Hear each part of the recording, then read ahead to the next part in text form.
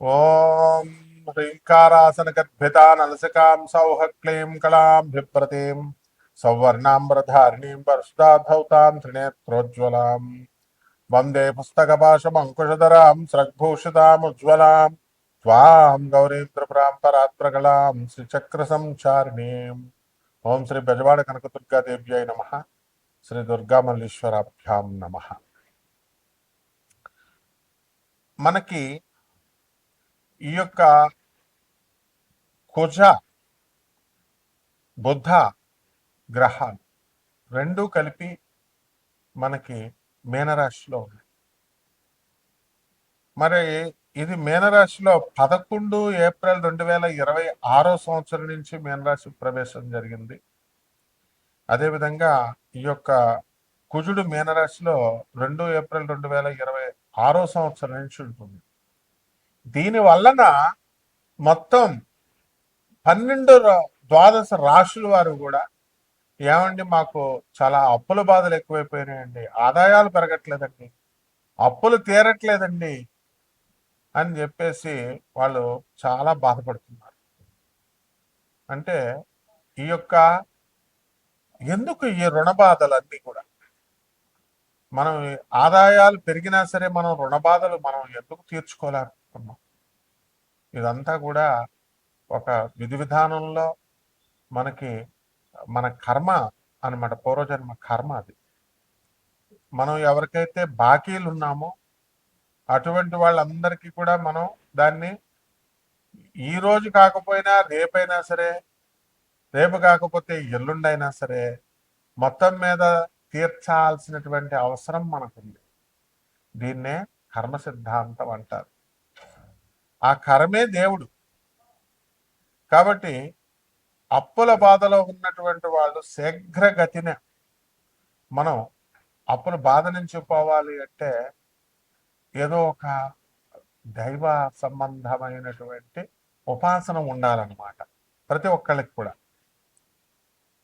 అది చాలామంది మనుషులు సాధారణంగా బాల్యంలో ఆటలతోనూ, కౌమారంలో అయిపోయిన యవనంలో వీళ్ళందరూ కూడా స్త్రీలతోనూ సమయం వెచ్చించుకుంటారని జగద్గురు ఆదిశంకరాచార్యులు వారు చెప్తారు. అదే యవనంలో పిల్లలు పెళ్ళిళ్ళు ఇవన్నీ కూడా పుట్టిన తర్వాత, పెళ్ళిళ్ళు అయిన తర్వాత వీళ్ళందరికీ కూడా మనకి ఒకటే అర్థం అవుతుంది ఏంటంటే అప్పటి నుంచి బాధ్యతలు పెరుగుతాయి. మనం సంపాదించాలి, పిల్లలు పెద్దవాళ్ళు అవుతారు, తల్లిదండ్రులంతా కూడా వృద్ధులు అవుతారు. ఇక సంపాదన కావాల్సిందే ఆ వయసు నుంచి.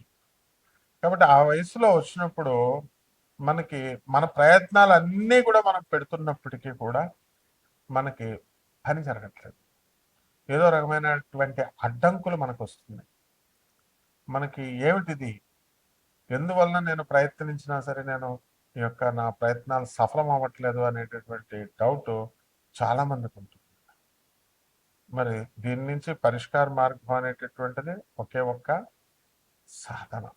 ఆ సాధనే మనం శీఘ్రంగా ఇచ్చేటటువంటిది. ఈశ్వరుడు యక్షరూపంలో చేసుకోవచ్చు, కృష్ణుడు, దత్తాత్రేయుడు, అమ్మవారు పార్వతీదేవి, దశమహావిద్యల్లో ఒకటైనటువంటి కమలాత్మిక అమ్మవారు, ఇలా దశమహావిద్యల ఉపాసన. వీటిల్లో ఇవన్నీ కూడా సంక్షిప్తంగా మనం ఏదో ఒకటి చేసుకుంటూ మనం ముందుకు వెళ్ళాలి.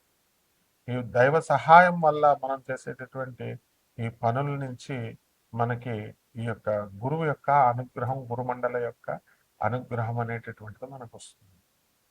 కాబట్టి మనకి శుక్రుడు ఈ యొక్క వృషభ రాశిలో 19 ఏప్రిల్ 2026 సంవత్సరం నుంచి మనకి ప్రవేశిస్తాడు.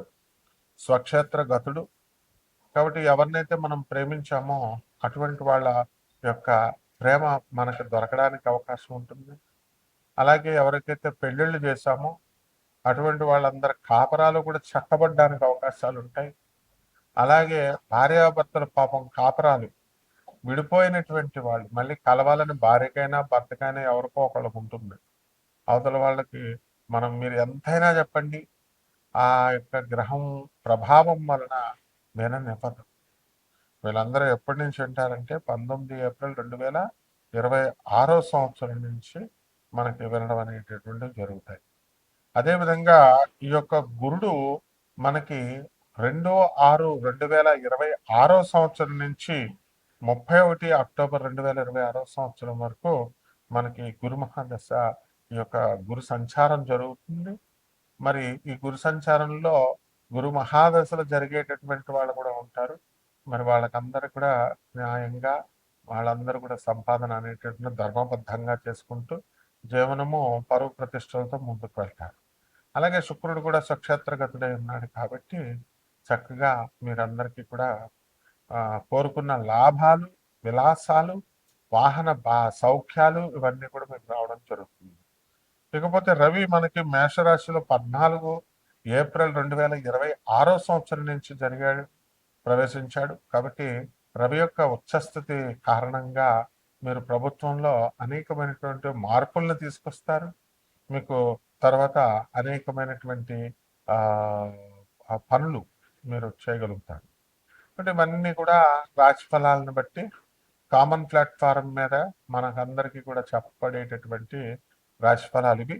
అలా కాకుండా చక్కగా మనము ఈ యొక్క గోచార రీత్యా కాకుండా వ్యక్తిగత జాతకాలు, మీరు ఎప్పుడు పుట్టారు, ఇవన్నీ కూడా మీకు ఎలా జరుగుతున్నాయి, ఇవన్నీ కూడా మనం చూసుకుంటాం. కాబట్టి అటువంటి వాళ్ళకి అందరికీ కూడా date of birth, time of birth, place of birth ఈ మూడు కూడా చాలా అవసరం ఉంటుంది. వాటిని బట్టి మనం చక్రాన్ని వేసి నాసా లైవ్ రిపోర్ట్స్ అనేటటువంటివి రిలీజ్ చేస్తుంది నాసా.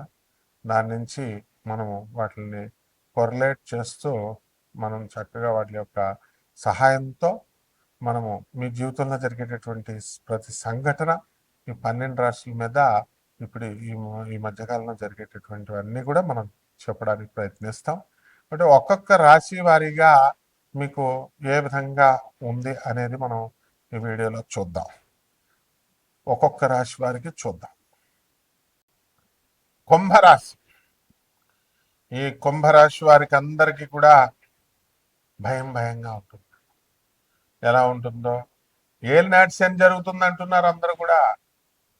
ఈ ఏలినాటి శనిలో నా జాతకం ఏమిటి, నా జీవితం ఏమిటి అని ఒక రకంగా భయంగా ఉంటుంది. ఇది ఎవరిది అనుకుంటున్నారు? ఈ జాతకం మా సురేష్, సాఫ్ట్వేర్ ఇంజనీర్ సురేష్, కోకటిపల్లి. మరి సాధన చేస్తున్నాడు మా వాడు, యక్షిణీ సాధన. 2019లో ఆపేసిన సాధన మళ్ళీ చేస్తున్నానండి. అది పట్టుదల, అలా ఉండాలి. అలా ఈ యొక్క రాశి వారికి అందరికీ కూడా, మనకి కుంభరాశి వారికి ఆపేసినటువంటి పనుల కంటిన్యూటీ దొరుకుతుంది. ఏమన్నా అసలు మాకు పనులే దొరకవండి బాబు, ఇప్పుడు అసలు వెళ్ళినట్టు ఉద్యోగం లేదు, లేకపోతే ఏదో రకంగా మేము మానేసామండి, లేకపోతే చేతి పని వాళ్ళకి పని దొరకట్లేదని అనుకుంటున్నారు. కాదు, గురుడు మీకు సంరక్షిస్తున్నాడు. అదేవిధంగా ఏలినాటి శని జరుగుతుంది కాబట్టి కష్టాలు ఉంటాయి. చేసేటటువంటి పని దగ్గర మీకు అందరూ కూడా మిమ్మల్ని సరిగ్గా అర్థం చేసుకోకపోవడం, కష్టపడి మీరు పని చేస్తే పేరు వేరే వాళ్ళకి రావడం ఆ టీంలో, ఈ రకంగా జరుగుతుంది. కాబట్టి పేరు ప్రతిష్టల కోసం మీరేం ఆలోచించొద్దు. సిన్సియర్గా మీ పని మీరు చేయాల్సింది ఆనెస్ట్గా మీరు చేసుకోండి.